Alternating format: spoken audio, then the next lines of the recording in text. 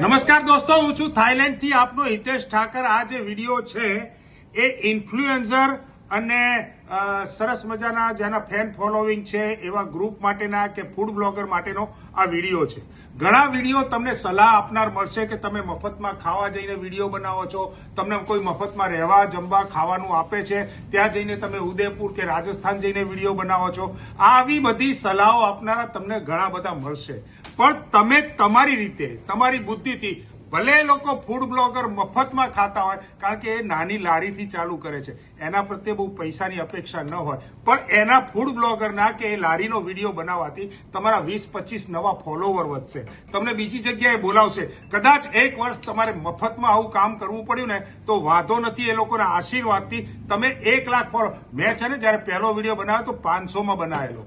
એટલે એક વસ્તુ છે કે તમે એવું કોઈનું વાત માની અને તમારા ફૂડ બ્લોગર કે તમે જે બનાવતો હોય વાત બંધ ના કરતા, તમને જે પૈસા મળે કે જે ન મળે એમાં સંતોષ રાખીને વિડીયો બનાવશો, કારણ કે એમને એવું છે કે તમારી કોમ્પિટિશનમાં આવશો, એટલે એ લોકો આવા વિડીયો બનાવવા નહીં કહેવાની આવી સલાહ આપશે। આવી સલાહ માનતા નહીં।